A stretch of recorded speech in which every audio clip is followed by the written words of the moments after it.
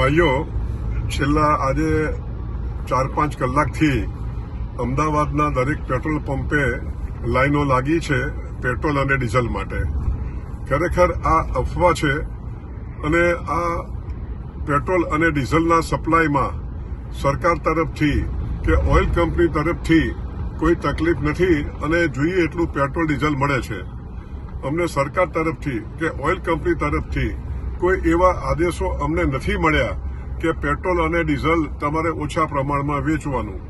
અમદાવાદમાં જો જોવા જઈએ તો 210 પેટ્રોલ પંપો છે, પરંતુ આજે 3 કે 4 પેટ્રોલ પંપે પેટ્રોલ નહીં હોવાથી આ પેનિક થયું છે. માટે હું પ્રજાને વિનંતી કરું છું કે આવી કોઈ અફવાઓ માનશો નહીં અને આપને જોઈએ એટલું પેટ્રોલ અને ડીઝલ મળવાનું છે.